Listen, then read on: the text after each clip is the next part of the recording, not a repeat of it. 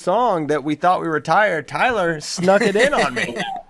We didn't have mics till just now. I'm on the air. I'm letting people know I made a mistake. We're on now. Go the mics weren't on, but Ben was late, as you can tell.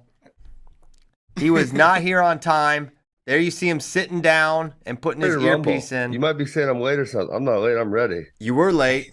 You were late, and you are late, and officially late. And your pay will be docked as such. It says 8:15. I'm looking at it. No. It starts at 8:15.00. And .00. I don't know what you guys heard in the way of an intro song or not song or whatever. Are we live? We're live. We're doing it. The show is happening. I shouldn't tell you that story I was going to tell you then? Get here on time and we can have a little story time. Instead, I'm waiting to get, I started the biggest secret ever. I started your book yesterday, Ben, and I'm waiting for the chapter on. Opened it? You actually opened the cover? I read your note. It was nice. But I'm waiting for the chapter on punctuality when that's going to come up because I think that's going to be a short one. We got a lot to get into. I haven't even done intros. It's Shane Sparks Wednesday. We got Ben Askren here. We got JD Raider in his Gopher gear and Midlands hat. And I was like, oh, when'd you go to Midlands? He's like, never. He's just that big of a fan of Midlands. I love the Midlands. What can I say? Okay. Why don't we kick it to Shane first? It was an epic weekend. I have a lot of thoughts. I've put a couple things in here I want to get to. But want to get to Shane first. I'm surprised Shane's not depressed about Max Murin. Hey, they put it out. That was a tough loss. Shane, they put your takes in the streets on Big Ten Network. They said our guy Shane Sparks thinks he can win a national title. Shane, they said that on the air. Yeah, I never predicted Max Murin was going to win a national title. I predicted he can get on the stand. Yeah, there may have been a miscommunication there between you and the folks. They're like, let's go with it. Lean into it hard. Yeah, that was a tough loss for him. I mean, the one thing, guys, I would say, just again, not to get too off track out of the gate here, but at the end of the day in this sport, you've got to score points. Right? I mean, that's right. I mean, that's as simple as it gets. You got to score points. I mean, in that match, and I'm going off of memory, I don't think Iowa got takedowns at 33. I don't think Real Woods got a takedown. I don't believe. He did not. 65. I don't think Kennedy did. Murin, I don't believe did. I mean, you got a handful of matches where you're not getting a takedown. That's a problem for anybody. It's a problem. You got to score points, and I think. Especially when you don't even shoot, then how are you going to get a takedown? Yeah, that was you got to find a way. At some point, you got to find a way to open things up and just say, "Screw it, we're gonna." I know you got to be intelligent in your position, and you can't be taking bad shots, but there's got to be more of an urgency to get to the legs. And if you don't do that, it's not going to end well for you. So that was, I knew it'd be a tough match for Murin and Johnson. Yeah. I think, and I just guessing here, if that goes to the tiebreakers, I think Murin's in good shape on his top game, but it didn't. And I was just waiting for Johnson. I was just waiting. They knew that. I was just waiting for it. Yeah. And where I give Johnson credit, 10 seconds left, he goes in, doesn't get it, and then goes right back. I think he took Murin by surprise a little bit. Mm-hmm. And, hey, that Pinheiro Johnson's, I mean, man, he's legit. I mean, he's beaten Gomez. He's beaten Murin. He's good. Yeah, really tough. Look, they got some athleticism on that team. I mean, I like Johnson. David Carr, I thought, looked exceptional. I just thought he looked really, really good. I thought it was his best match of the year. I thought this was the best Carr looked all year. Yeah, he looked really good. I mean, I can tell you this, just being Matt's side, what stood out to me in his match is it was like he was like drilling almost. I mean, it looked so, I don't want to say slow, but it just looked so smooth. It was like he could do anything almost at will. He really impressed me. And I'll tell you what, guys, he's not in my Mount Rushmore of man crush status yet. Okay. Oh boy. Can we get the Mount Crush? Wait, can we guess? On your Mount Crushmore. Mount Crushmore. Mount Sparksmore. Casey Swiderski's on it. Casey Swiderski's on his way. God. That kid, I like that. I like how he freaking toes the line. He's fearless. Just just kind of you can just tell he just kind of wants to beat you up and go home. Just kind of got that attitude. But I thought it was a great match. I've always said this, when it comes to Iowa State, they remind me of Notre Dame football, Alabama football, Yankee baseball, whether you like them or not, whatever. But the sport is better when they're relevant. Yeah. For sure. Mm-hmm. Okay, so I had a thought, a follow-up thought about Spencer Lee and his performance against Iowa State. And so what would you guys say, or I think I don't even have to ask the question, Spencer Lee's best year ever that he had was that 2019-2020 season. It was his only undefeated year. He didn't get to wrestle at NCAAs, but going into it, it was kind of widely considered like this is the best he's ever looked, right? Yeah. So in that year, it's so funny because I referenced this match on Monday's show, but that year he started off his season against Chattanooga's Fabian Gutierrez at Carver for his first match of the year. And I'm telling you, go back, that match is on YouTube. It's like a mirror image of what we saw. Really? I don't remember that match. He's Fabian literally Gutierrez, he's up 16-5. He's up 12-2 after one. He won 15-5 or 16-5, almost the identical score. 16-5 also. Second and third period, he gives up a takedown. He gets ridden a little bit. Not a great second or third period for him. But then after that match, I'll pull it up real quick. He was uber dominant. I have it up. Tech fall, pin, tech fall, medical fall. Oh, he lost by medical forfeit at Midlands. Tech fall, pin. 7-1 over Medley. Jack Medley.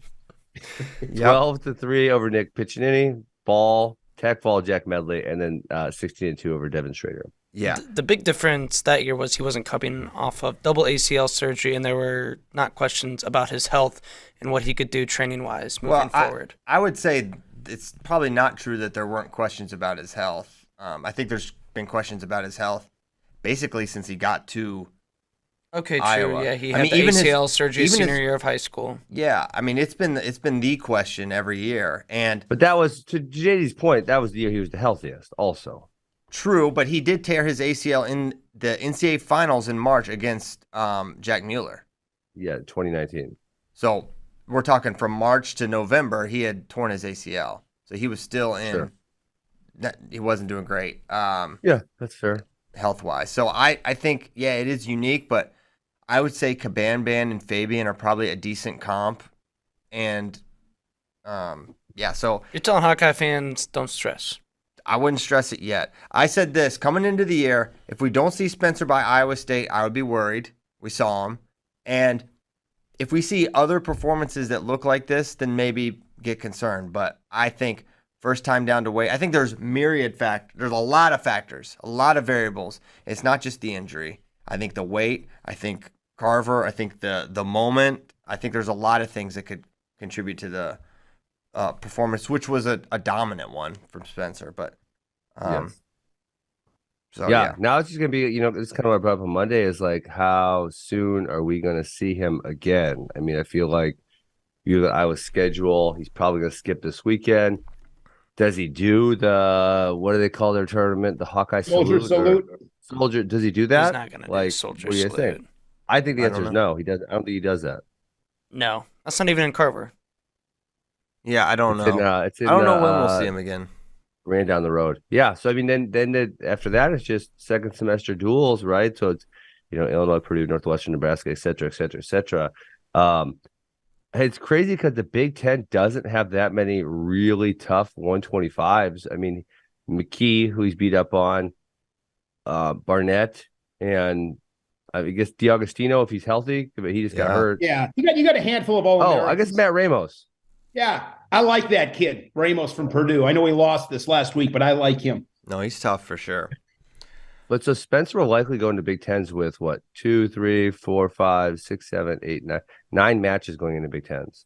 I don't even think we'll do that. Man, I would say less. But I don't know. No inside. You think he'll sit out a bunch of those duels? Yes. I mean, if I had to predict, I think I think there's duels where they'll need him. They'll need him for Nebraska. They'll need him for Penn State, obviously. Penn State. Maybe Probably Michigan. Not Michigan. Yeah, maybe not. Maybe not. I mean, Wisconsin. The thing is, if Aiden Harris is such a step down, if it is literally like a 10, 9, 10, 11 point swing if they don't have him in there. It's weird to me they haven't just kept Ibarra down at 25 or just had some other kind of option there. Yeah. Knowing, I mean, Ibarra may have just outgrown the weight. That's entirely possible. But, you know, that obviously you knew Spencer had double knee surgery a while ago, so you knew this was coming. 100%. Yeah. Okay, so that's Spencer talk. How fun was it just being in Carver? How did that atmosphere compare to other Carver atmospheres, Shane?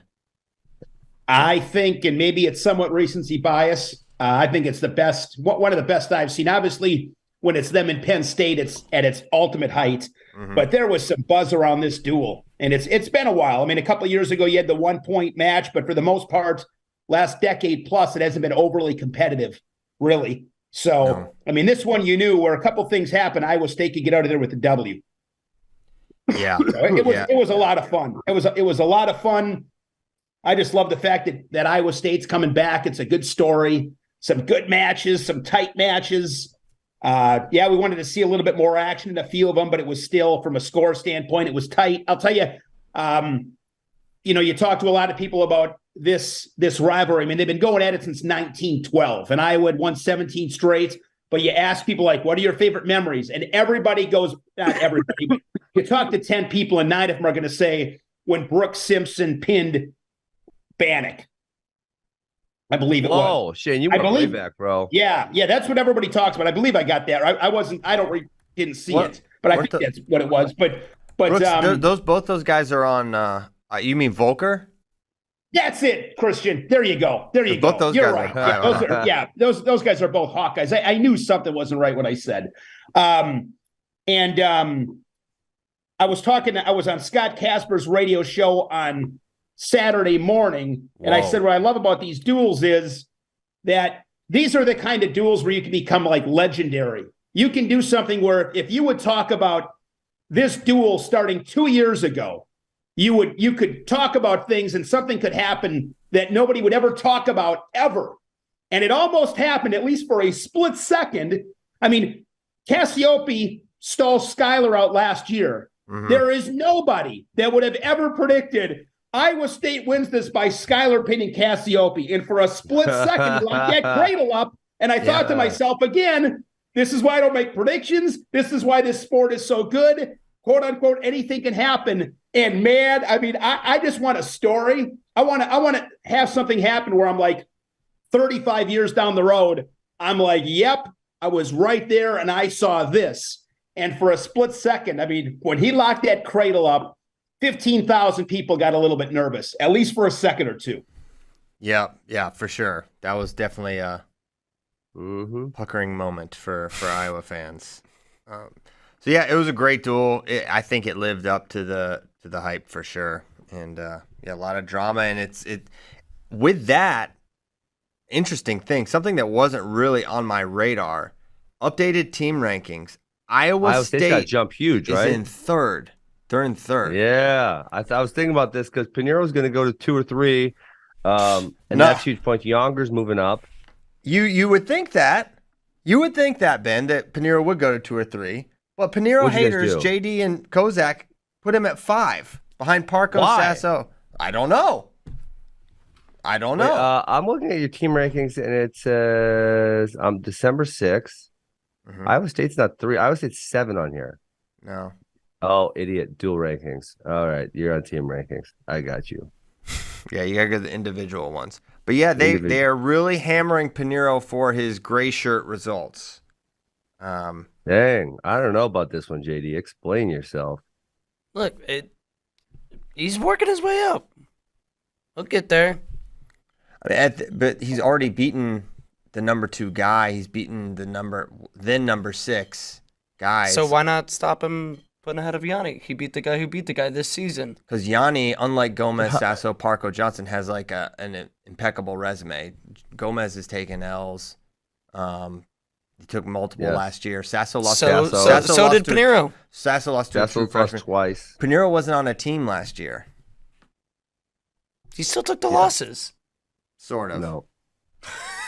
I mean, But wait, they only have okay. Hold on. How is Iowa State? I guess they have 4 guys in all. They only have 4 guys in All-American contention, which is in your current rankings. They have Bastida's at 2, Coleman's at 5, Pinero's at 5, and Carr's at 3. 2. No, Carr's at 3. How does that make a third place team? Which brings me to my next point: that the team race, as I've been saying, is down this year big time. Tight. Other than the top dog, Penn State, it's not going to be as competitive, and that's why Well, it'll be more competitive. Well, it's going to be more competitive. Yeah, more actually. competitive. Yeah. Depends how you look at it. Christian, can I pop in here real quick? Pop. Because I'm afraid somebody's going to steal this take, and I want to make sure I beat everybody to the punch. All right, trademark Shane Sparks. And I don't like, you know how I hate predictions, even though I make them. So I talk out of both sides of my mouth. So a couple of weeks ago, it might have been early last week, but it's been over a week ago. I sent a text, and I'm not going to say his first and last name. We'll just call him Andy. Give us the receipts or we don't believe you. I'll send him. I'm just going to say it's a friend. We'll call him Andy. And I sent him a message, and he quickly responded with no. Took him 2 seconds, and I was like, really? And I'm thinking to myself, this is not even that big of a take. I don't think it's that big of a take. What's I think the take? people This would is agree gonna with be me. Here's great. the take. I'm ready for it. If Gable Steveson comes back, which I think he does, but I don't know. If Gable Steveson comes back, Minnesota's taking a trophy back. Oh, No. yeah, you're on drugs. No, no. Yeah, no. The answer is no. I would maybe agree Mark with you, the Shane. tape. Mark the tape right now. Look, Well, I got the go for accounts. shit You're on wrong today. on Gable coming back, and you're wrong on them getting a team trophy. Gable's got to come back. And this is great because you could be wrong on both, Shane, because we could just take Minnesota's point total, add 25 to it, and see where they'll be. Honestly, though, here Maybe. Andy would have to dock others. counter take. Listen, Minnesota is currently sitting at 26. If you add 25, they're at 51. But this has no advancement or placement, advancement or bonus in here. It has Hold on. advancement. Also, it doesn't matter. We're just comparing it to everyone else. If you look at Flo's rankings, it's all the same formula. So if you put them at 51, they're 3.5 behind Missouri, who's at 54. I understand it's all the same formula, but the problem is, Christian, if we add in points he doesn't have, so if we add in bonus, for example, it does not account for every other team also. What do you mean? Well, if we say 25, a champion and advancement points to the finals is 20. Yeah. So when we say roughly 25, it's, including probably some bonus. Mm-hmm. The max score would be probably 30. 30 is like the max score unless somehow the number one gets a pigtail, which isn't even feasible anymore. It used to be able to happen, but it doesn't happen anymore. Right. The max score would be 30. Minimum score for a champion would be 20. But that piggybacks, Christian, right off your point. And I agree with you. This team race, outside of Penn State, you could take about 7 teams and put them together, and you don't exactly know how this is shaking out. That's why, again, it's not like I picked a team that's ranked 25th. Minnesota's top 10. No, they're 18. They're 18. I mean, Braden Lee just lost to Caden G-Feller. That's what I was going to say. If Braden hadn't lost, he's a legit title contender. Guys, are champs. you serious? Stop it. Yeah, we're serious. Stop. Are you what? serious, JD? You're going to tell me right now because Brayton Lee lost to Gefeller this week that he's out? Now Minnesota can't win the title now because Brayton Lee just lost to Gefeller, so he can't win the title. Stop it. Stop it. It's not a good look. It's not a good sign. That's a really bad sign, Shane. But I'm going to tell you this. I get it, but it's early December. There's a long way to go. Brayton Lee's another guy coming off an injury. And I don't think it's a crazy take by any stretch. If I'm being real honest, guys, if they take a 4th place trophy home, I'm not going to be beating my chest like, oh my God, it was the take of the century. It's not that. It would be the take of the century. It would be. It would be. It would be the prophecy. I would call you the Oracle. Shane Oracle It would be Sparks. almost as big as Jack Medley top 5. Yeah. If those two things happen, we'll just call this Shane Sparks Radio Live. Let me keep this in mind, though, guys. Let's keep this in mind, too. Remember, let's go back to the craziest take I had last year on the show was I thought Pat Glory could win a national title. That was insane. Remember that show? I mean, that was crazy that I thought Pat Glory didn't win a national title. You're bragging like you were right here. I was right. No, you're wrong. Pat Corey did not win. I don't know if you know this. He did not win the match. He was lost. right in it. You Shane, guys told there's a me I winner was and crazy there's a to think loser. he could win it. He lost. No. He did not win. You said he was. You can't party on us for being wrong on something, Shane. If you're Dan, I right, wasn't party on wrong. us. You are wrong. He did not win. Here's why I'm not wrong.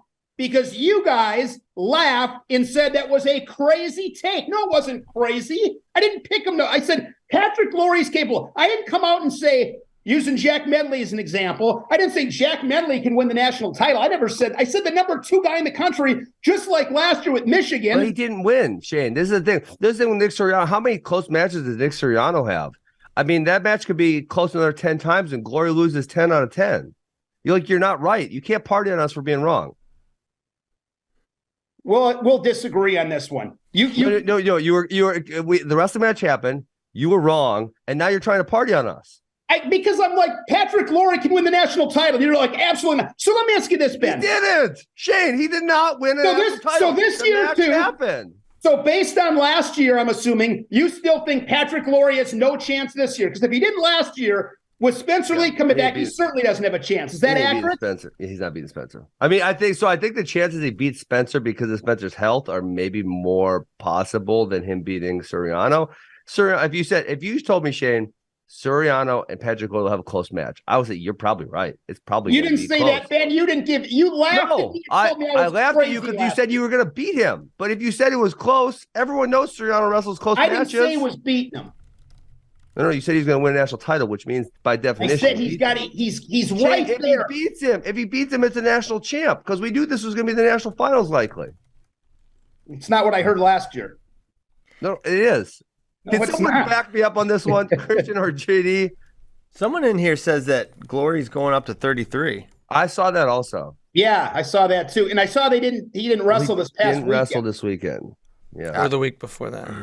Yeah, but he wrestled at the Princeton Open and looked not amazing, but kind of how you he did not look amazing.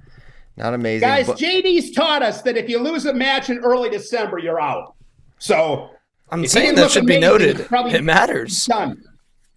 Show me guys that have taken losses like that have won NCAA titles, Shane. I bet it's happened a couple times, but not. I'm certain it's happened. I'm also certain it's really rare. It's pretty rare. Yes. It is certainly a data point. I can tell you this. For God's sakes, can you back me up against? I'm not worried about Brayton Lee yet. Can you back me up? Shane's off the chain today. Off the Shane. No, I think he's off the Shane. Patrick did not win a national title. Piles, I like that. That's good. When I say something crazy, that's what it should be referred to. I'm off the Shane. I like that. Big Ten Network can't. That's a clever line. Big Ten Network can't steal that one. Hey, so I mean, I'm with you. I'm not writing Brayton Lee off. I'm just saying he was my preseason pick to win. I am backtracking on that now, and I think JD, you got to weather the storm. You got to weather the storm, and the reason why you got to weather it is he's coming off an injury. If I'm you right now, I'll tell you what I'm doing. If the Brayton Lee stock is dropping right now, I'm buying more today. I'm buying more. I'm selling. When this is over, call me up. I'll give you my account number. I want more Brayton Lee stock. I want a lot of it. I bought a bunch in the summer, and I'm not feeling too good right now. I think he's still an All-American level guy, but like I said, he was my preseason pick to win, and now here's the thing with Brayton, and I like him maybe as much as anyone on a personal level. I got a thing on Brayton too after you. But if you have minimal mat game, it makes it so much harder. He can't get off bottom. Big deal. He's struggled. He's not really. He took neutral and going into the third with G Feller down. He took neutral. He is not really a rider. He's amazing on his feet. His reattack stuff is insane. He's all right. He's not good at riding. He's all right. Watch him and Peyton Robb last. That was embarrassing by Peyton Robb because he got ridden by a guy who doesn't ride. I think it's he's gonna have to win a lot of just straight takedown battles. And he may have to have a really dominant edge in the takedown battles because he has a hard time getting away. So I think I don't know. I like Brayton a lot, obviously, but that gives me some concerns. What was your thought, Ben? No, my thought was the same thing. Oh. He doesn't choose bottom. He's not good on bottom. There's some really tough top guys in here. That means Josh Humphreys really has to get one takedown on him, right? Some of these dudes are beasts on top. He's not going to get away from them, and that is a huge deficiency to have. And the fact that he hasn't cured it in 4 or 5, I don't know what year he's in, of college it's an issue. I mean, he's so bad he won't even choose bottom. And G Feller's like good on top, but he's not like a beast. Yeah, he's solid there. Solid, but not amazing. You guys think he stays up? I think he should. Better. So We've talked about this on Monday. He weighed 156.7 in the weigh-in, so he's not like in an active descent currently. Now he could, but he's not right now making his way down. So I don't know. Hey, I really hate the fact, I hate it so much with all of my being, that you guys did not take into account Ed Scott was beating Will Lewan 10-0 when that match was canceled, because you guys left Ed Scott all the way down number 12 and Will still at 4. That opens up all the floodgates to injury. For God's sakes, just common sense sometimes, guys. Just common sense. I mean, no one is going to bash you for that. Like, oh, he was going to come back. Will Lewan hasn't scored 11 points in his life. I don't know. Listen, we're not so arrogant. Maybe you are, as to say we know exactly. That's not happening. To say we know exactly how every match would end in wrestling. Instead, we say, well, the match didn't even complete. It's preposterous. Injuries made it so that... How far was that in? It was a period and a half. Second period. Yeah, I'm gonna give Ed Scott the nod on that one. Yeah. Look, and you can take into account in your predictions moving forward, but as a ranker, it is not my job to predict the outcome of the match. I have to take into account matches that came to completion. It's the way it's done. It's the right way. Joe Caprino to Brayton Lee's defense. He was choosing bottom and getting out last year. There are times when Brayton wants to keep a high pace on his feet. Feller was feeling tired in the third and no need to waste time on bottom. I think I'm a proponent of do not take auto bottom. I think I agree. People choose bottom way too much when they don't need to. But in this instance, when Brayton was he down by 1 or 2? I think it was 1 at the time. And it's not like G's super tough on top. Something like that, I think. Like, you got to take bottom and get your point to tie things up. It's a free point after all. That's my favorite line. It is a little concerning. But he is also a guy, Brayton, who has real variance in his performance. That 10-5 model loss was that's kind of it, right? Though besides that, he's been fairly consistent. Yeah, besides that, I mean, he doesn't have that. Because we were talking about how crazy that one was. Yeah, maybe it did stick out. Because he doesn't have a ton. I think there is a couple. I'm going to look right now to confirm you guys, but I don't think there's a lot of them. I think just all Americans in the 2021 season. All his losses were to All Americans. Because you could have made a case for him at preseason number 1 if you kind of ignored that loss, or like you say. Like, even with that loss, you still could have made a case for it because he's beaten so many good guys. He lost to Puritan of Nebraska. Puritan had a great... Didn't he take... Puritan took 3rd at Big Tens He went wild. He had a really Nebraska went crazy at Big Tens that year. So, I'll even kind of excuse that one because Puritan was already pretty good, and then he had a great Big Tens, and he beat more than... I could look back, but he definitely beat more good guys than just Brayton Lee. Yeah, you got to go like the 2019 season when he lost to Chase Straw. To find another. His Independence Iowa legend. I mean, this is to a Pinheiro Johnson case. His redshirt year, he was kind of bad. Like he lost to Jordan Shear, Maruka. He was Straw. not on the team. Oh, he was gray shirt. Okay, I forgot that. David Carr, team or Pintelli, those ones are good, and then he lost to Sasso. So he had 8 losses that year, I think. But so why did he gray shirt? I totally forgot he gray shirted, not red shirted. I don't. Are you sure? I'm positive. If you look at his wrestle stat, it says Cyclone Regional Wrestling, whatever further, not Iowa State. It says Minnesota. You're talking about who? Oh, I thought you were talking about Pinheiro.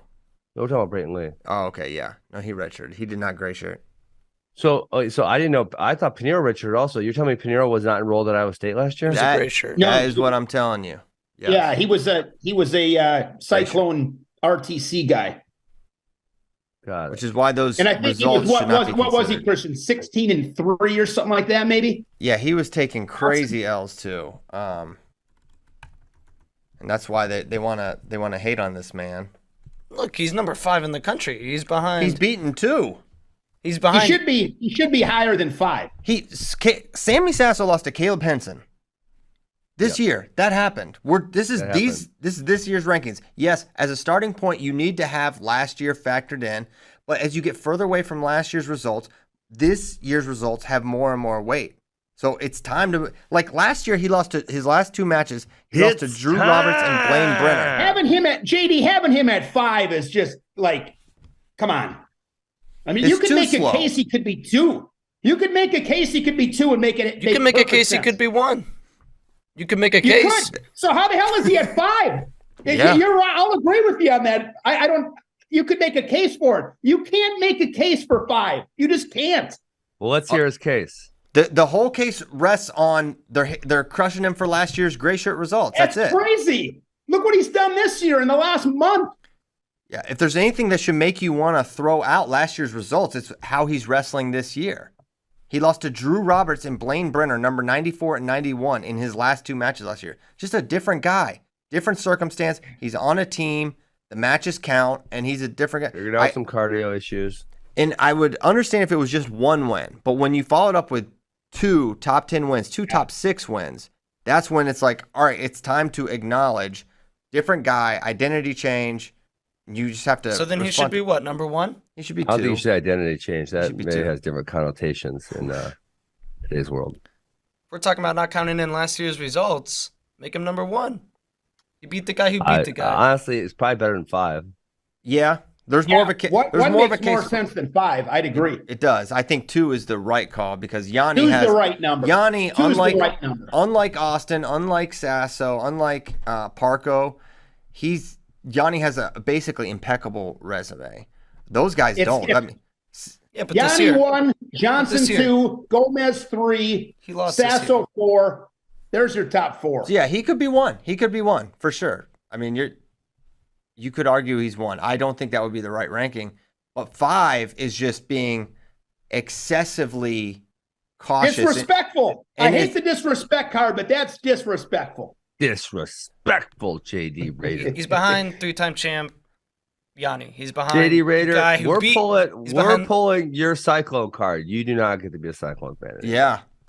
Look, I'm trying to Not a be fan. unbiased when it comes to ranking. I took a note. Yeah, I here. would have put him number 1. He did I take would have it ranked him number 1. Look, number 1 in my book, in my heart. Yeah, I think he's. Yeah. Anyway, I think he's earned the number 2 ranking.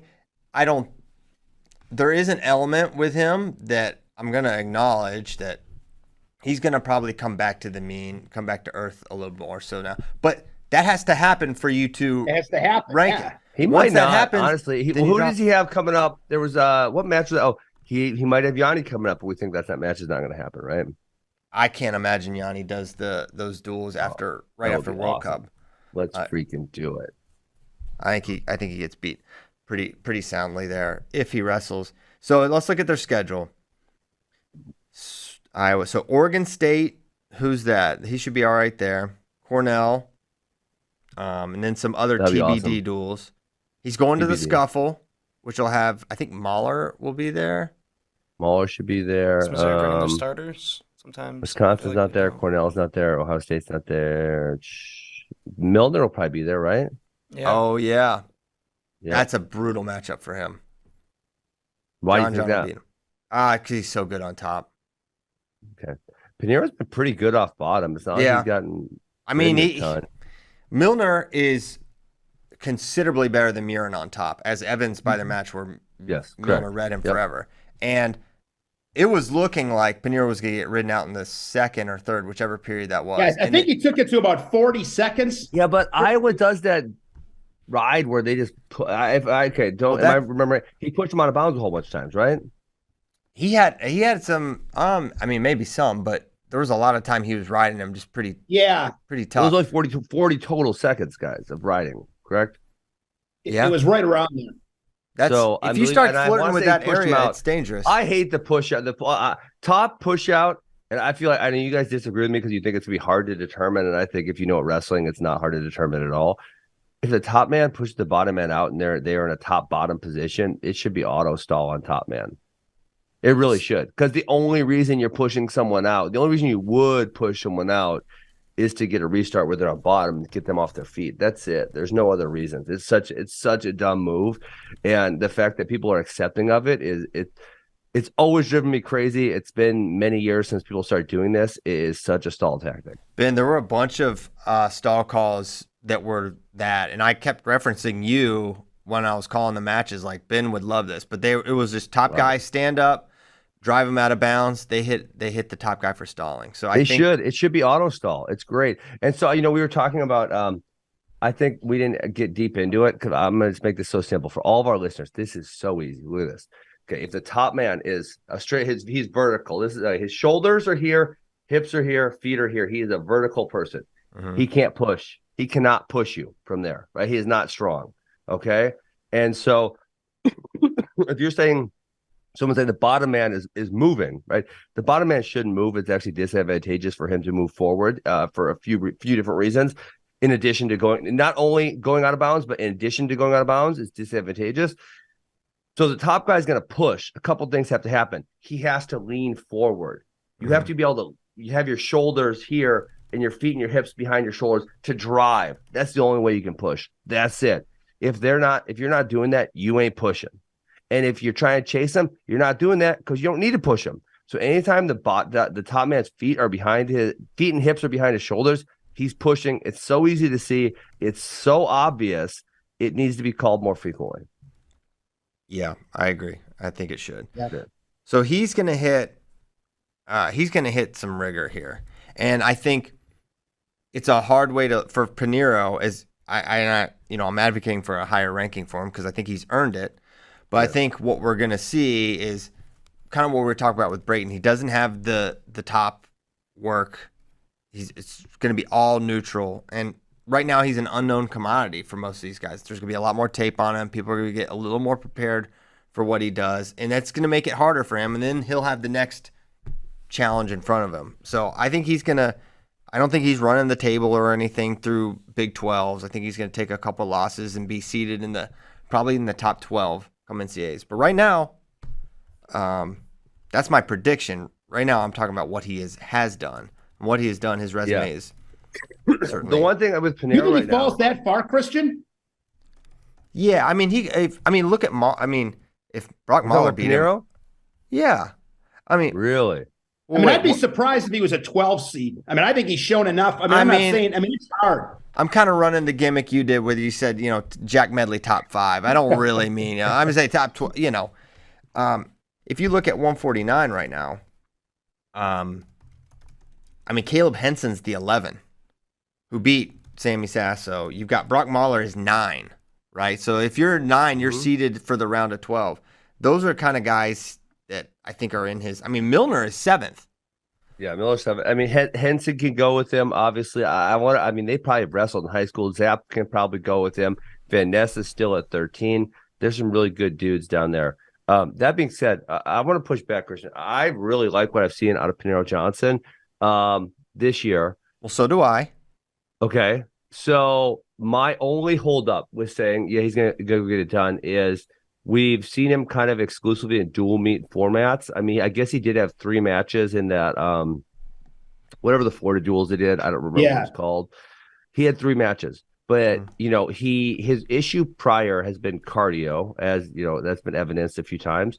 And it seems as though that's been fixed. But on a multi-day weigh-in and a bunch of tough matches, because he's not the kind of dude who's going to go out there and pin someone or tech fall him and get on and off the mat. He's likely to have all 7-minute matches in a tough tournament, Yeah. So how is that gonna wear on him, right? He's gonna get the match 4 and feel terrible and not gonna have the same output? That's the big question mark for me. I think if he gets through scuffle and he looks good, and that's easier because he's gonna have easier early matches. He's not gonna have NCAA level matches round 1, round 2. If he gets through that one, I think he performs really well in the dual meet second semester, and I think he ends up with probably a top 5 seed. But yeah, it's possible. I look at this weight 2 on as being a little, and maybe Gomez is. I mean he hasn't actually, but like 2 on, I think they're all going to beat each other up, and that's the way the weight has materialized so far this year. And so I think with that you can get a little bit of chaos with it. But yeah, maybe he will be a top 5 seed. That wouldn't surprise me either. But I think for a freshman, there is that element of you can catch some people and they don't really know exactly what you do, and now people are going to be really preparing for him. Then again, Murin should have been. You would have thought Murin would have been able to get an attack off of note, and really, Paniro was never threatened to be taken down at any point.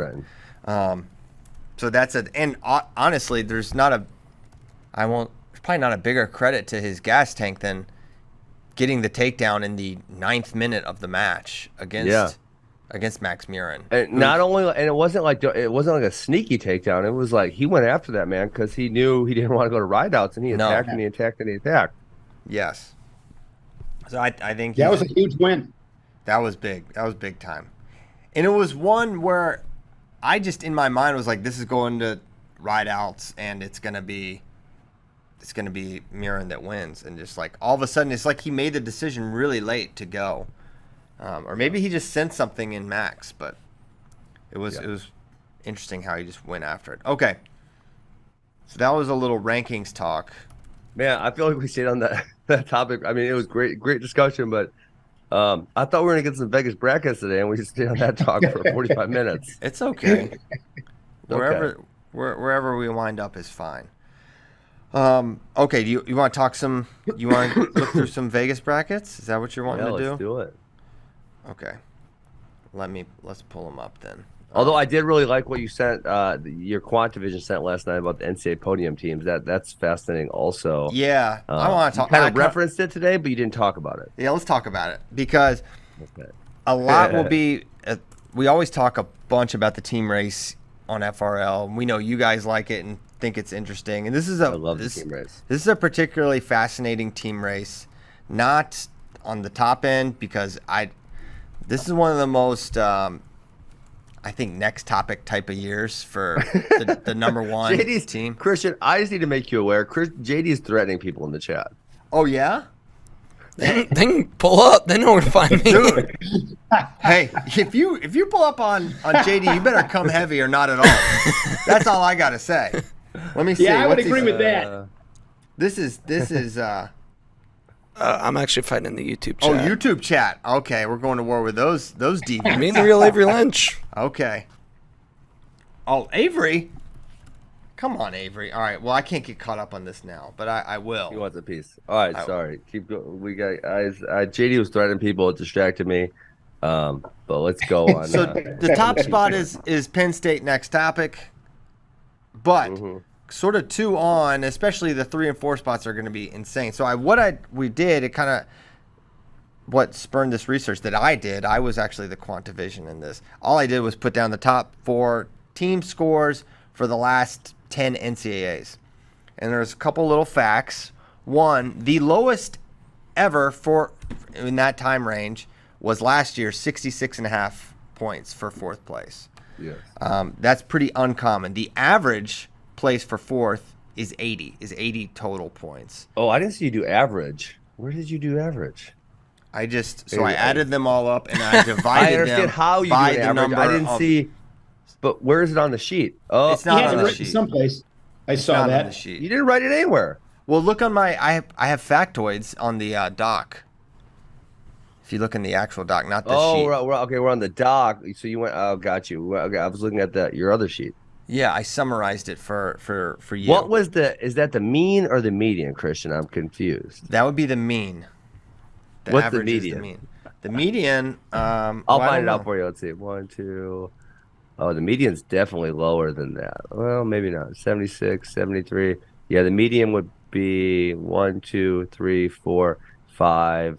70, 77 would be the median. Okay. there you have it. The most fourth place points ever in that time period was 102.5. That's freaking impressive. It's really impressive. Cornell in 2012, which was a really fun team race. Yeah. So the two fourth place teams totals that are dragging the mean up, Iowa scored 97 and then Cornell scored 102. And everything else there's an 82 and then everything else is 80 or lower. So that's, that those numbers are dragging the mean up.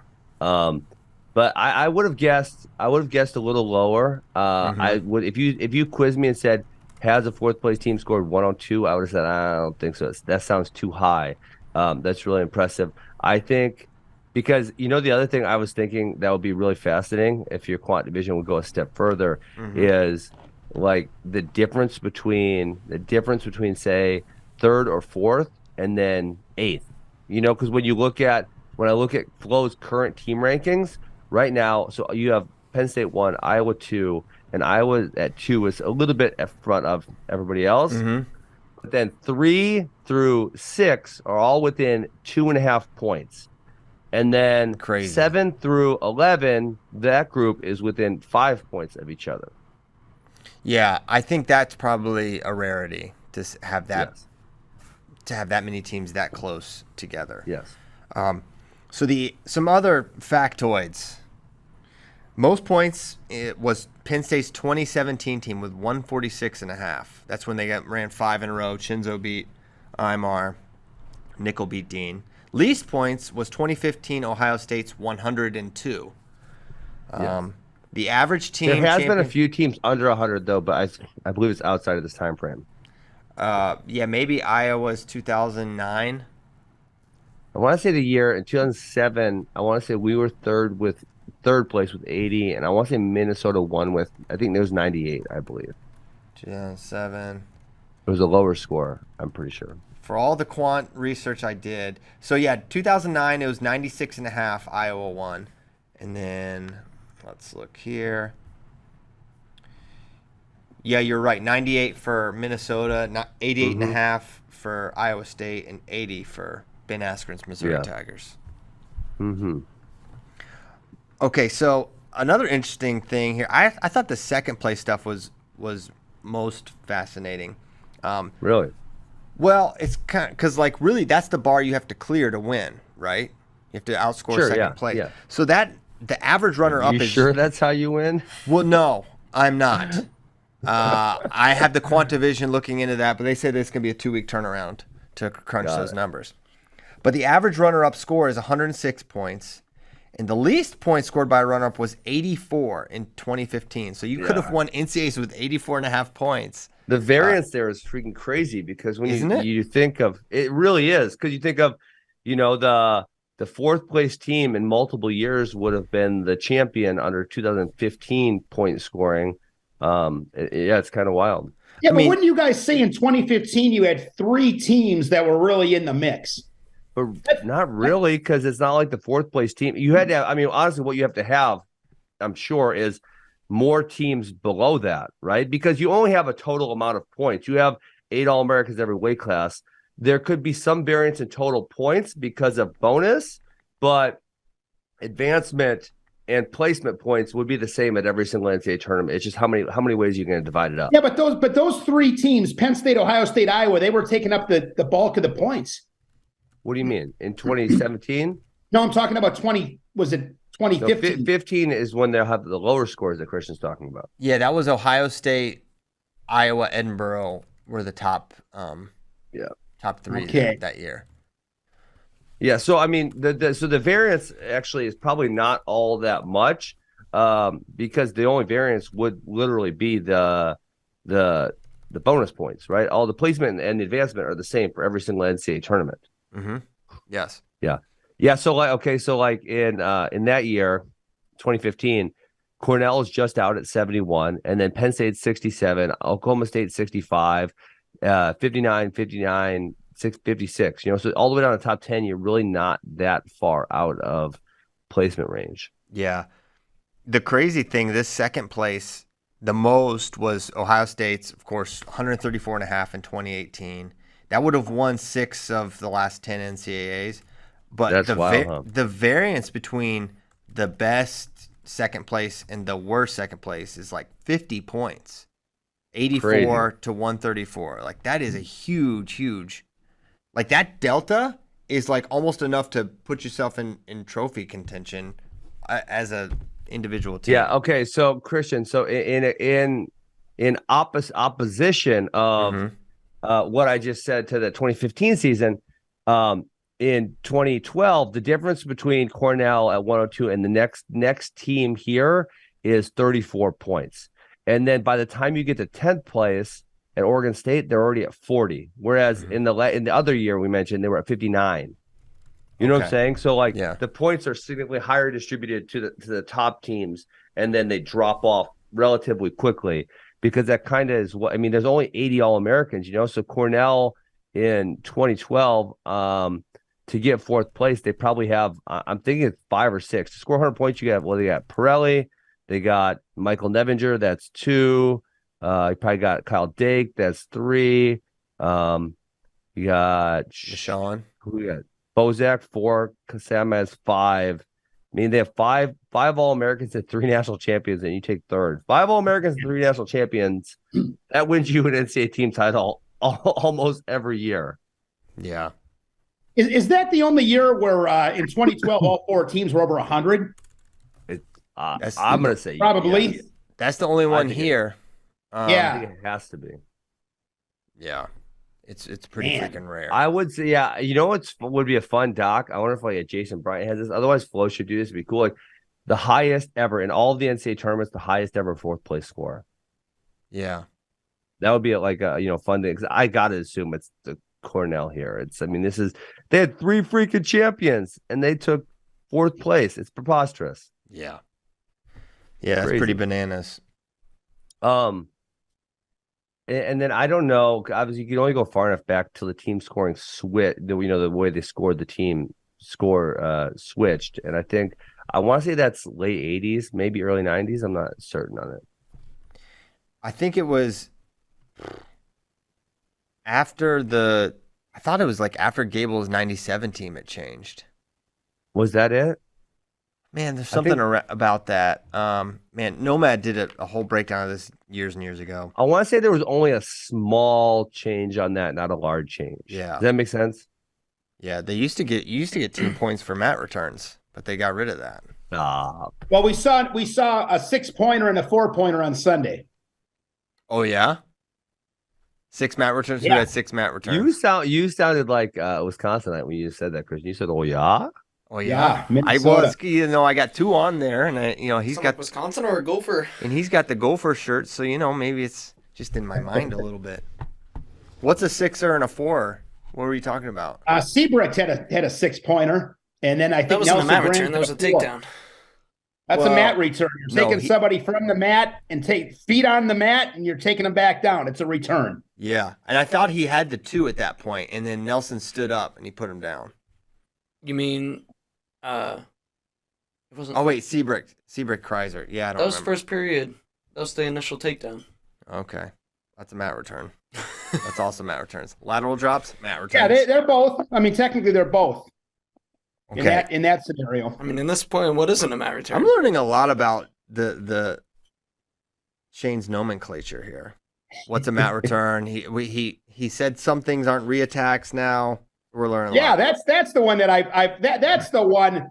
Reattacks and What Panero Johnson did to Max counterattacks. Stern, that's a reattack. He attacked once, and then to reattack, you have to attack again. That's a reattack. Oh my God. That's a reattack. If you attack me, Ben, and I shoot back, I'm only shooting for the first time. I'm not reattacking. It's my first attack. It's a counterattack. Just like one more thing, and then I'll end up ranting. Nobody's defending a title in NCAA wrestling. What do you mean? No one's defending a title. Boxers, UFC fighters defend belts. Using Roman Bravo Young last year, he will always be the 2022 national champ. There's not every season's a season within itself. You don't defend NCAA wrestling titles. Yeah, you do. Boxers defend belts. Yeah. UFC fighters defend belts. I don't understand this take at all. Tony I'm Black. not wearing a belt. Tony I got Black taught sweatpants me on. that. I And he got was so right sweatpants because on I used right to say now. defend. And then Tony Black said to me once, he goes, it's not, you're either the returning or the reigning. You're not the defending. You're not defending anything. I mean, that just sounds like some just like wrestling coach speak type of things that you tell the kids. No, like, it's just that. Tony Black, he was an All-American at Wisconsin. I know Tony Black. He tells me stuff from time to time that like really makes sense. I'm like, that's accurate. You're right, Tony. I mean, so that doesn't. Yeah, that's his opinion, though. It's I mean, it's kind of pointless, but yeah. We're getting hung up on words. Details. Yeah. Only you, Shane, bring in the most semantic debates. It's you love them. Semantics. He loves semantics. Guys, if you guys could only hear the little debates I get into with my girlfriend, if she tells me that, you could just about imagine the pain she goes through. Like, what's the number one debate you guys get in? Oh man, climate change. Honestly, kind of along these lines. Okay, Shane, you're right. You're right.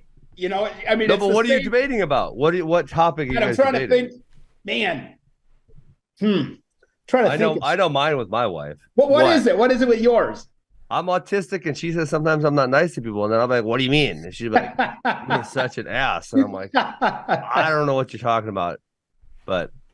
Oh man, to us, I think we just bicker about little stuff that's kind of like this. It's like anybody on the outside would be like, you know, what are you arguing about this for? Like, just get like, it's kind of like this one. Would I die on the sword for the defending champ thing? Probably not. But if I heard it, I'd be like, that's not right. And, wonder what's going on for 5 minutes, then luckily get over it. But so what's your biggest debate with the missus, with your girlfriend, Shane?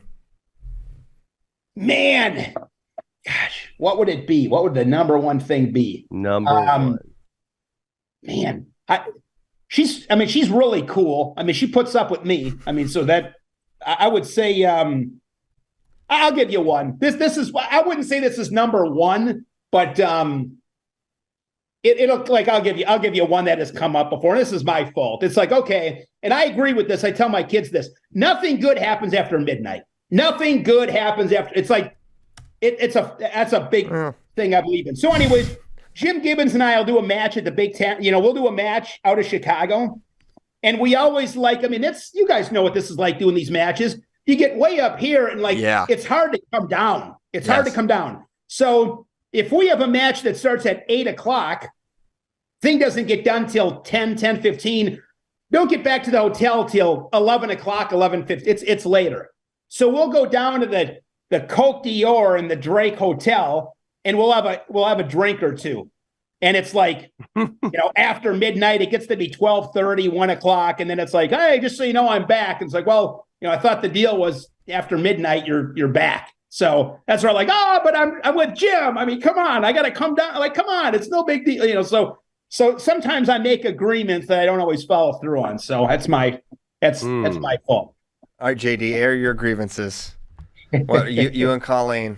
What's the big hang-ups? This is gonna be your wife very soon. Nothing really. Wow, that's right. Man, how about you, CP? What do you got? I don't know. I say probably the number one thing we have a little conflict over would probably be food related for the kids. We just have sort of different opinions on what's quality food. She would rather indulge them a little bit more so than I would, and so we get it gets a little. What happened yesterday? Caleb's getting really into like eating right. He's like has a pretty bad diet, honestly. He eats a ton of junk food. I say a ton. It's probably hanging out with you. Probably no, I don't think so. He loves cookies and everything, normal stuff. But he wants to get really serious about what he eats. He wants to get stronger and all this stuff. So it's like, okay, you should eat probably like this. And we're like kind of mapping out his meals and stuff. And the one time he had like a ham sandwich and something else. I was like, well, that's not great. And she's like, a ham sandwich is fine. There's nothing wrong with a ham sandwich. I'm like, I know it's not like toxic sludge, but it's like, man, that bread and ham is not the leanest, best meat. Yeah. It's just like little What things a like debate, that. Christian. What a debate. Yeah, it's like Well, ham I'll sandwich. tell you this story, guys, real quick, Christian, to piggyback that. Now, you're married with a great wife, so you're in good shape. But I'll give you a real quick story Shout out about to me. the sensitivity on the. You took me back and triggered something. So, Uh-oh. my oldest daughter, she'll be 17 next month. When she was about 11, she'd have been 11 years old. She was, getting a little chubby. A lot of kids go through that stage. Yeah. Mm-hmm. I made the mistake once. Full transparency. I don't like to air a ton of personal stuff, but I've had some challenge. I got divorced about 9 years ago. It brings some challenges. Anyways, I mentioned to Lauren, she's like not eating good. And all I said, like very not threatening or yelling, I very calmly said, because I know you got to tread lightly on these things, especially with girls. Yeah. I go, you know what, Lauren? I said, it's really important too to be, eat vegetables and fruits too. Next thing you know, I got the call that she's in counseling because I ruined her body image. Oh, geez. What the hell? Oh, man, that's a tough one. Yeah, you got. Yeah, so I'm with you, Christian, on this one because kids eat horrible. Like I think the hand. I would say this. You're probably a little over the top, maybe. I mean, you only gave us one story, but I am with you as far as I think it is important to get kids thinking about how to eat. Yeah, if nothing else. There are definitely way worse things than a ham sandwich, but I think people don't understand like what bread is. Like it's like really not that much different from eating cake. Yeah.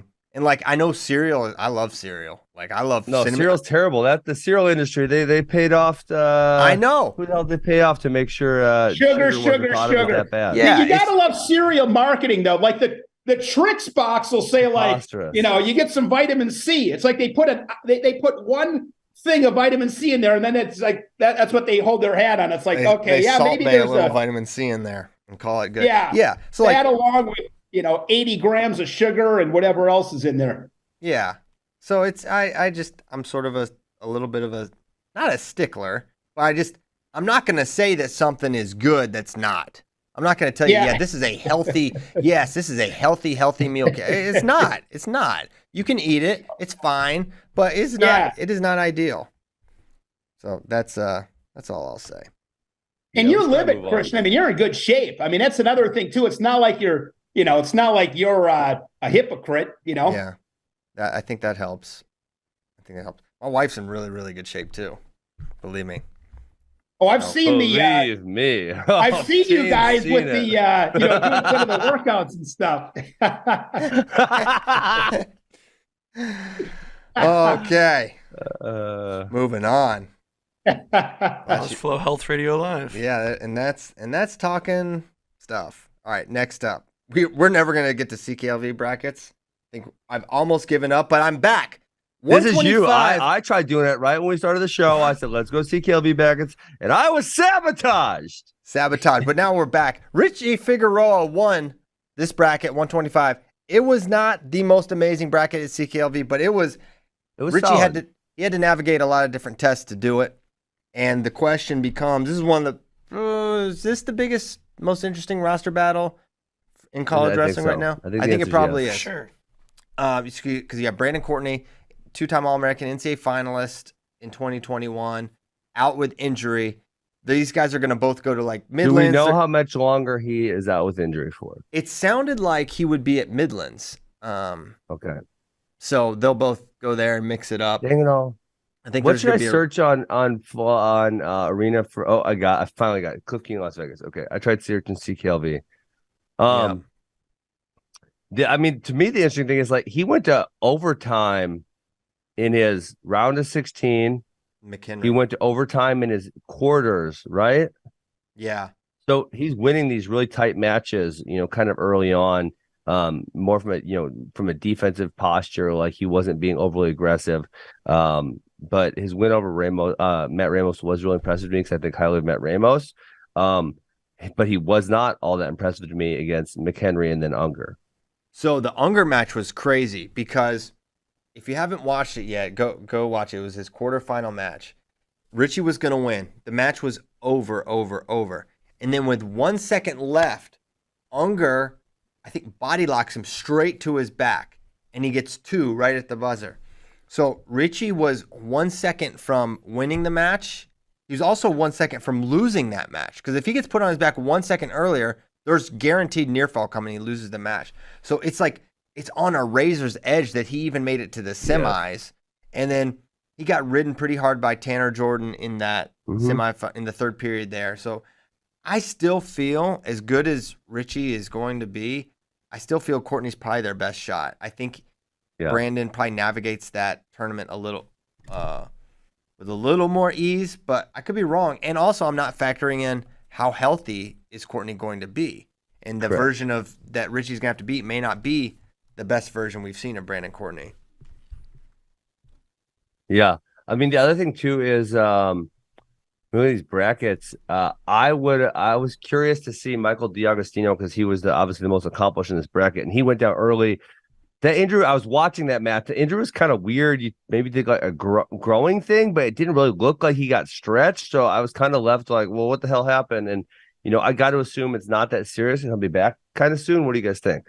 He was walking. So like he came right by our table right after that match happened. I actually didn't see it when it happened, but then I saw him walk off and figured out that he got injured. Did you go back and rewatch it? Because it doesn't look like he's all that injured. No, I'll look it up now. Yeah, it's like I don't even know what the sequence you would call it. But yeah, it's not like he goes into splits or something. He just kind of like holds it and falls over, and you're like, wait, what happened here? And then it was you could tell he's not holding his junk, but he's holding his growing, I believe.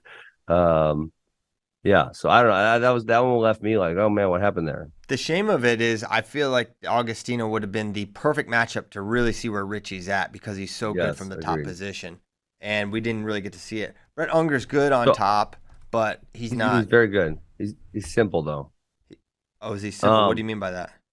I believe he's used the same turn a whole bunch in his matches. Like claw ride. Yep. Oh, yeah. What's he do? So this Unger, he just kind of sprawls. He's not even in a sequence, and then he backs away, and he's just hurt. Probably pulled a groin, something like that. Dang, man. Yeah, those things can linger. Hopefully, he's all right. A lot of beasts are getting leg injuries these days. It seems like you got Agostino, you got me. Some do it wrestling at the Division I level. Some do it running to first base in kickball. Who's to say? And I don't know which is more dangerous. Because this is a nice temperature-controlled room, not the frigid Texas winter. But yeah, it was sort of a weird, fluky thing. Which sometimes those are actually the more scarier things when there's like nothing. It's like an really oblique injury, right? I mean, those things in baseball keep you out they'll nag at you all season. Yeah. So that was 25. Hopefully, D'Agostino's How far did you guys move Heinzelman down in the rankings? Let me look at this. Heinzelman down to 13. That seems fair. I might move Turquia. Yeah, all right. We'll leave him at 13. All right. Approved. Cronin up big. Figueroa up big. Obviously, Courtney out then. That seems all good. So 33 was the veto show. I would have loved to see Jesse Mendez against this field. I know. Yeah, that would have been fun. That is sad. That is sad. Because Sam Latona, who has beaten Jesse Mendez, looked fantastic against Cannon. 7-2, was all over him, not challenged. Then he gets to veto, and he loses 6-1. But I think for Latona, it's somewhat encouraging because he beat you 12-2 a year ago. And it was really one move. He got a takedown and 2 near fall. That was really the difference of that match. So this one's always funny to me because I just looked at you guys moved Berging from Army from 20 to 10 in one ranking. And I always think that's interesting. And so I went and looked at his WrestleStat. And so it's always funny to me when you guys do. I feel like it's post facto you do this, but he beats Kaler and Cronin week 1 of the season, so a month ago, and you guys didn't move him that far. And then so I was thinking, oh, he must have beaten someone else since then. But last week he beat no one really of note. But because Kaler and Cronin do well, then he gets the post facto credit for those wins that happened a month ago. I gotta say, I don't really like it. He also gets the boost by people like Malik Heinzelman losing. That's fair. I'm kind of, but I mean, you guys 20 to 10 is a gigantic jump. And there's people who have different results all throughout the year, right? So when you're saying, oh, we beat them a month ago and now he's going to get the credit because they did better, that feels weird to me. Yeah. So okay. But I think that matters a little bit, right? The counterpoint. I realize the counterpoint to this, JD, is, well, then we would be ranking two guys he beat above him. I realize that's the counterpoint. I'm just saying I don't like. It feels like a little bit disingenuous because you're doing it after the fact when something happened a really long time ago, and given the way tournaments, like say, D'Agostino defaulted out, so one of these guys would have been in D'Agostino's way, but now they're not. That type of thing. Yeah, I agree. It's weird. It's just, I guess, I don't know. That's the way it works out sometimes. Got it. All right. I don't know what that has to do with 33, but we'll go to 41. Well, I was trying to research all my facts here. 33, I agree. Not that exciting because Vito is very controlling over anyone. 41. Yeah.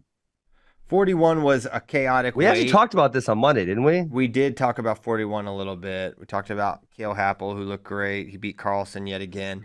Brock Hardy won the tournament after a pretty weird start to his season, especially compared to this, but Nebraska was just on fire this entire tournament. They wrestled so great. 3 in a row for the Huskers, if we didn't mention that. Shout out to them. 3 in a row. There's a lot of talent at 141. A lot of guys. I mean, Crook looked good. Cornella is really tough. He should have beaten Carlson, in my opinion. So, yeah, going to be interesting to see Very close. I shoulda, woulda, coulda. He did some dumb stuff on that body lock he had. I would say this: if he was in position to beat him, let's get it statistically. If you get to that position against basically anyone, the odds are more than 50% that you would win the match. So he was in position. Yes. 49. This was the Sammy Sasso show. He killed everyone. Yes. He really was utterly dominant throughout. Yep. He beat Yaya soundly. He beat Parco soundly. And then I don't think he had a match go in the lead up to the semis. I don't think he had a match go over 7 minutes. Fall. Yep, correct. The match for me that was most interesting was Milner Parco. I thought Parco had a masterpiece of a match against Milner, who's really, really good. Great, he looked really good. And the Bucks needed something from someone after the tournament they had. My gosh, that was just I can't remember seeing a good team, and despite this result, they are a good team. They have a lot of good wrestlers. Have a performance this down. They take 8th. Was it 8th place for Ohio State? 8th. Yeah. Not good. It's been a rough start for them. Yeah. And they had in 2015, the year they won, they had a rough start. I don't think they won CKLV. They lost to Virginia Tech. They didn't have a full lineup, right? I think if I remember right, Christian, in 2015, correct me if I'm wrong, they never used that Big Ten lineup in a single dual meet that year. I don't think. That's possible. I'll look up the duel they had, but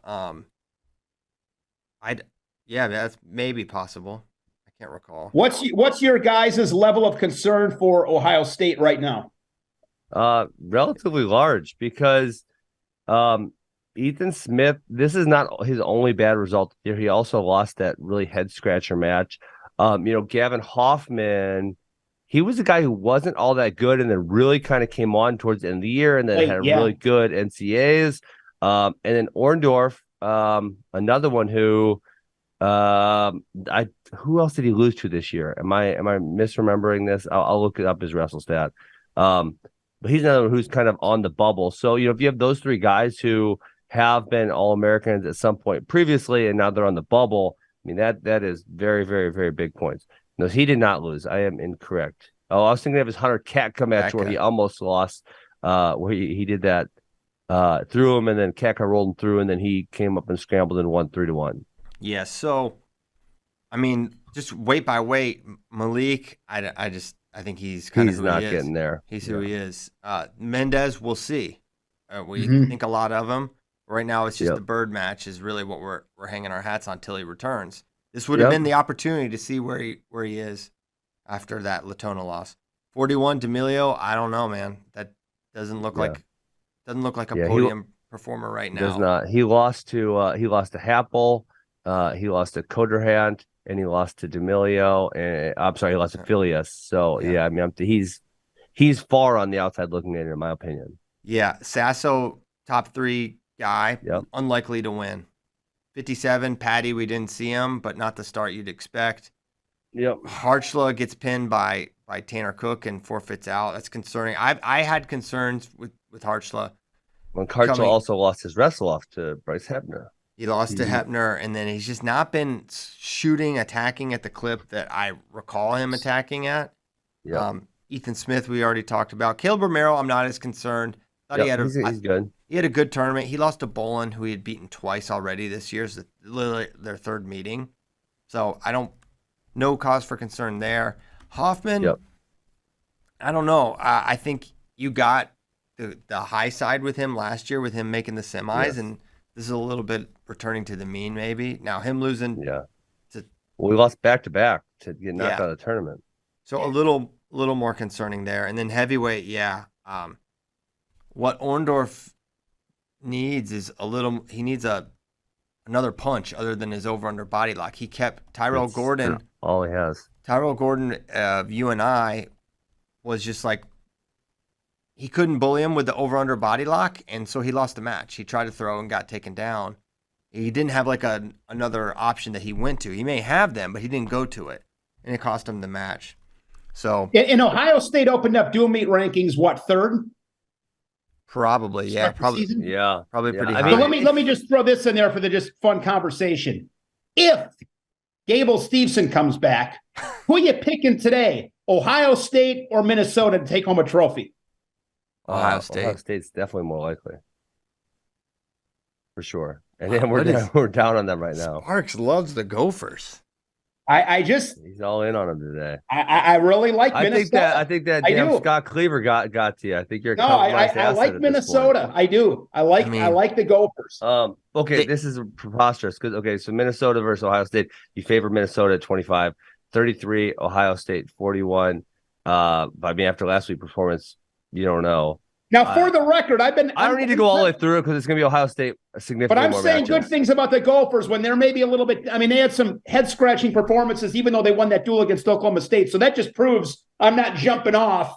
Brayton Lee loses, Berglund loses. I'm not jumping off. I think that's a team to really pay attention to. Currently, Ohio State would be favored at 65, 74, 84, 97 heavyweight, all the top 5, including the other ones I mentioned. Yeah. Like I said, the big thing here is if Gable comes back. If he doesn't come back, it's out the window.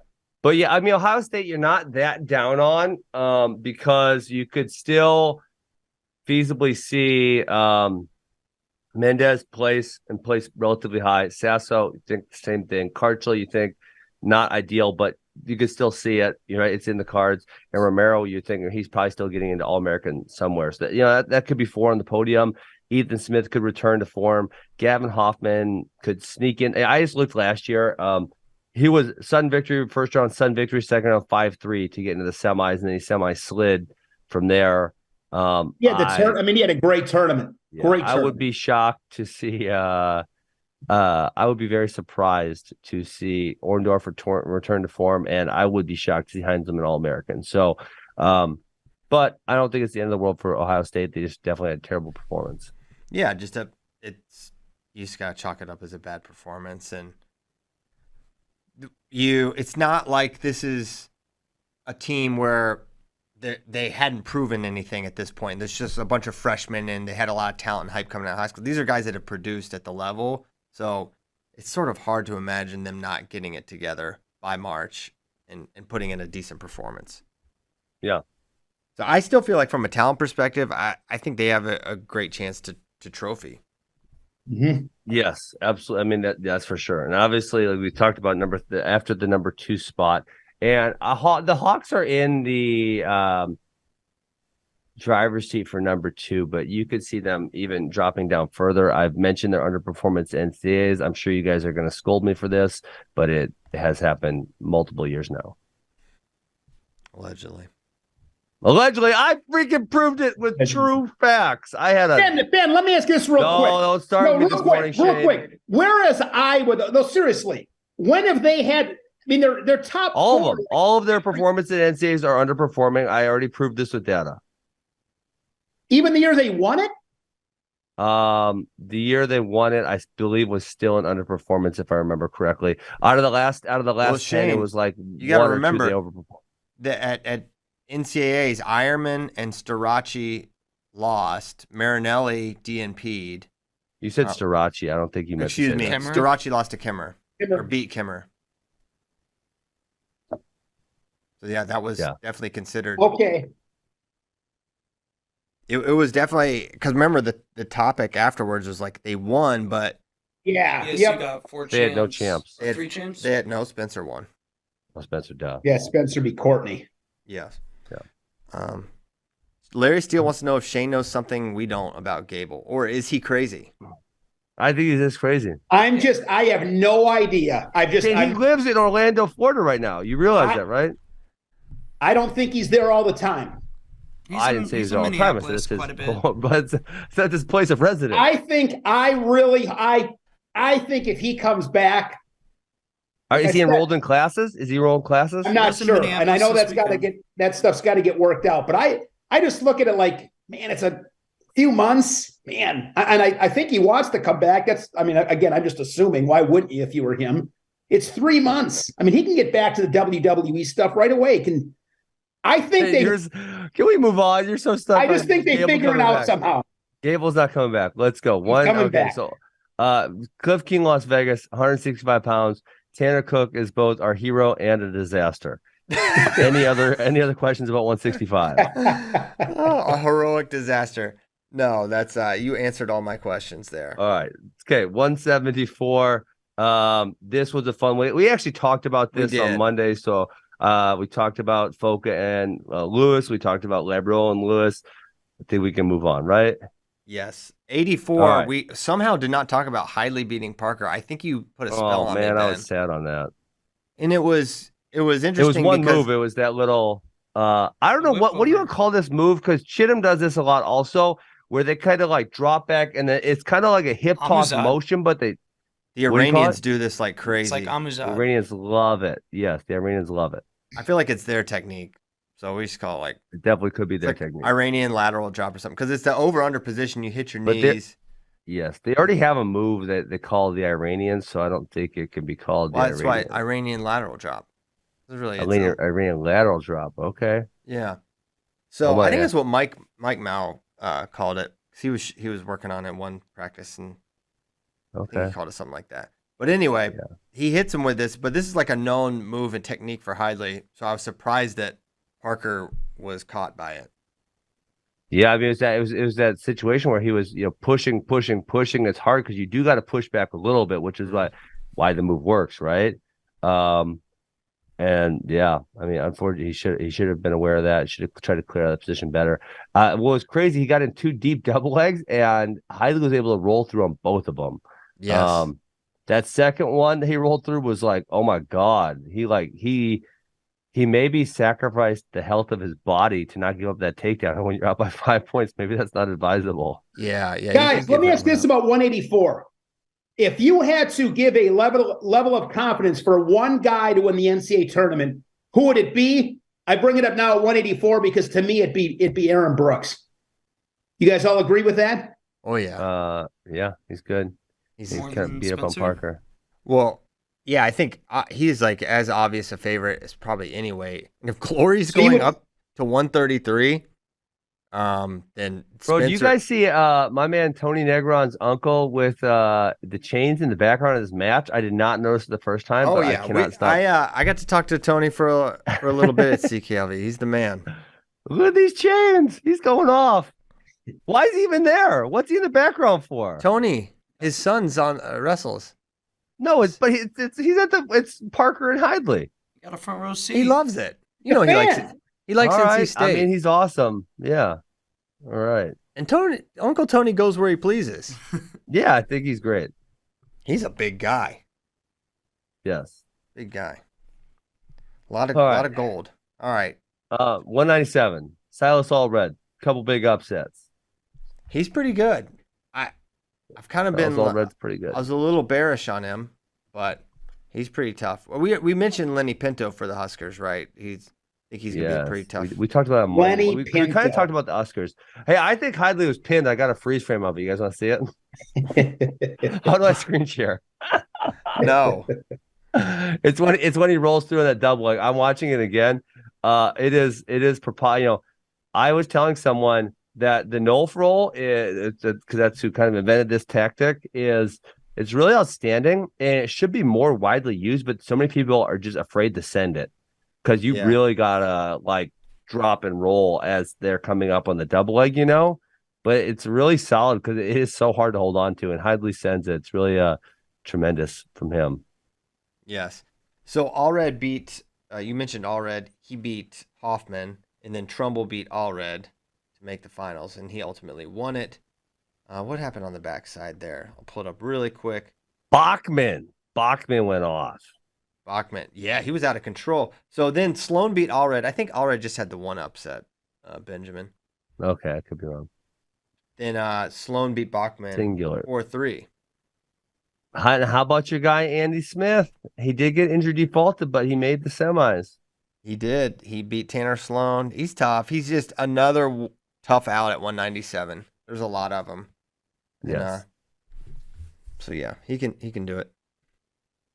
Heavyweight, we talked about a little bit. Great American Hero Wyatt Hendrickson lost to Mason Paris in a pretty fun semifinal match. Yeah. Which set up a Mason Paris versus Lucas Davison match. We definitely talked about Neville Schultz on Monday. Yes, we did. But it's crazy that Neville's went a semi-slide after that, losing 3 in a row.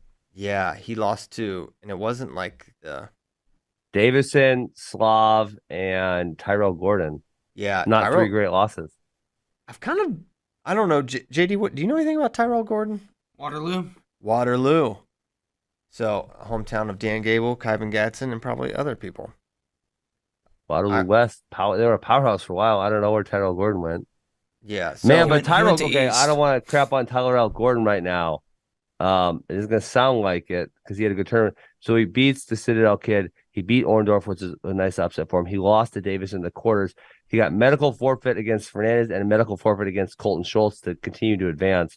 And then he lost to Wyatt Hendrickson 7-2, and then he beats Neville's in overtime. Yeah, I think that's a pretty. Well, the medical forfeits, obviously, they advance. It's significant when you don't have to beat Lewis for. I feel like he legitimized his placement with beating. It'd be a bet. Go ahead. I was just gonna say, just beating Neville sort of legitimizes the advancement, in my opinion. If he had lost all his matches after those, he's got Neville's in order. But if he beats Fernandez, sorry, what would you think about if he beat Schultz and Schultz? Yeah, I mean, I'm not putting him in Schultz.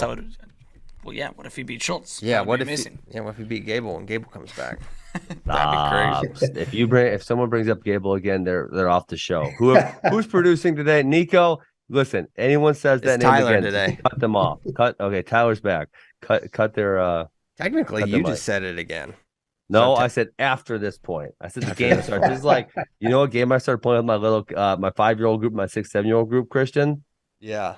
And I don't know why I hadn't done this for years. I used to do it sometimes at camps, and they freaking go nuts. They love it, but now they're getting too good at it. I gotta stop playing for a while. Is Coach Ben says, Simon says, Oh. Yeah, so it's like, all right, get in your stance. Oh, Coach Ben didn't say you're out, knucklehead, because you're not listening.